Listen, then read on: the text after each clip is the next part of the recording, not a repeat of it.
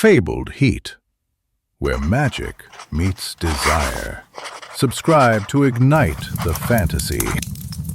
Ayalara Meadowsweet stood before the stained glass windows of Blackwood Manor, the depictions of snarling wolves and forgotten ancestors seeming to come alive in the flickering candlelight. The tempest outside mirrored the turmoil brewing within me, my heart pounding against my chest like a drum.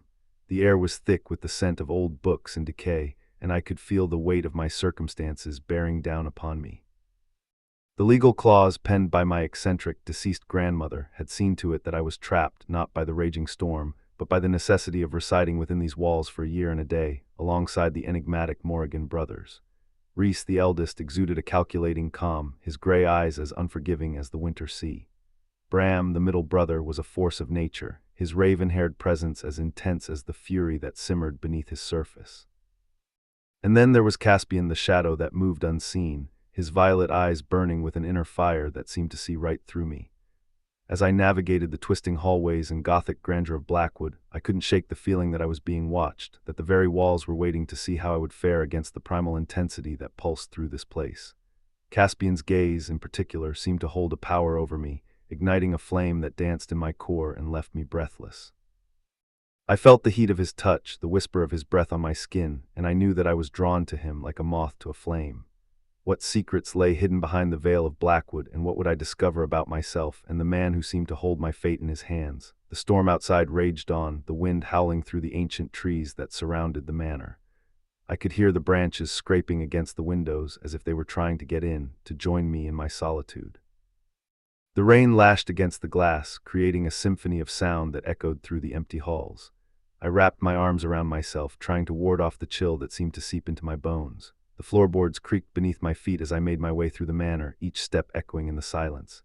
I couldn't shake the feeling that I was being watched, that there were eyes upon me, even though I knew I was alone. The portraits that lined the walls seemed to follow me with their gaze, their eyes boring into me, judging me. I couldn't help but wonder what secrets they held, what stories they could tell if only they could speak. As I reached the end of the hallway, I came to a set of double doors, their dark wood polished to a high shine. I hesitated for a moment, my hand hovering over the brass handle. I knew that behind these doors lay the library, a room that had always fascinated me.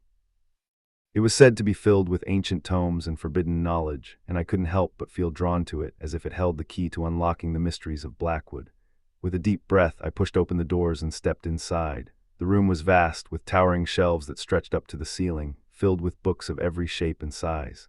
The air was heavy with the scent of old paper and leather, and I could feel the weight of history pressing down upon me. I ran my fingers along the spines of the books, marveling at the intricate designs and the faded gold lettering. As I made my way deeper into the library, I couldn't shake the feeling that I was being watched. I turned around, my heart pounding in my chest, but there was no one there, just the shadows that seemed to dance in the flickering candlelight. I shook my head, trying to dispel the feeling of unease that had settled over me. I was alone, I told myself. There was no one else here. And yet I couldn't shake the feeling that I was being watched, that there were eyes upon me, even though I knew I was alone. I continued to explore the library, my fingers trailing over the spines of the books, my mind racing with questions. What secrets lay hidden within these pages? What knowledge had been lost to time? And what role did I play in all of this? As I reached the far end of the library, I came across a large, ornate desk. It was covered in papers and books, and I could see that someone had been working here recently. I leaned over the desk, trying to make sense of the scattered notes and diagrams, and then I saw it, a book bound in black leather with a symbol etched into the cover. It was a symbol I had seen before in the stained glass windows of the manor. I reached out, my fingers trembling as I touched the cover, and then I opened the book. The pages were filled with strange symbols and diagrams, and I couldn't make sense of any of it. But as I turned the pages, I felt a strange sensation wash over me, as if the book was calling to me, as if it held the key to unlocking the mysteries of Blackwood. I closed the book, my heart racing in my chest. I knew that I had stumbled upon something important, something that could change everything. But I also knew that I wasn't alone. I could feel the presence of someone else in the room, someone who was watching me, waiting for me to make a move. I turned around, my eyes scanning the shadows, and then I saw him, Caspian.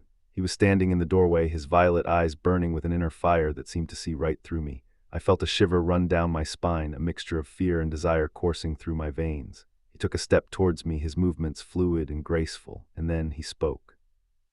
"Ilara," he said, his voice low and seductive, "I've been waiting for you." I felt my breath catch in my throat, my heart pounding in my chest. I knew that I was in danger, that I was playing with fire. But I also knew that I couldn't resist him, that I was drawn to him like a moth to a flame. "What do you want from me?" I asked, my voice trembling. He smiled, a slow, wicked smile that sent a shiver down my spine. "Everything," he said. "I want everything from you." And then he reached out, his fingers brushing against my cheek. I felt a jolt of electricity run through me, a sensation that was both terrifying and exhilarating. I knew that I was in over my head, that I was playing a dangerous game. But I also knew that I couldn't resist him, that I was drawn to him like a moth to a flame.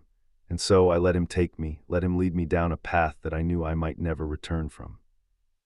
The storm outside raged on, the wind howling through the ancient trees that surrounded the manor. But inside, in the library, a different kind of storm was brewing, a storm of passion and desire that threatened to consume us both. And as Caspian's lips met mine, I knew that I was lost, that I was his, now and forever.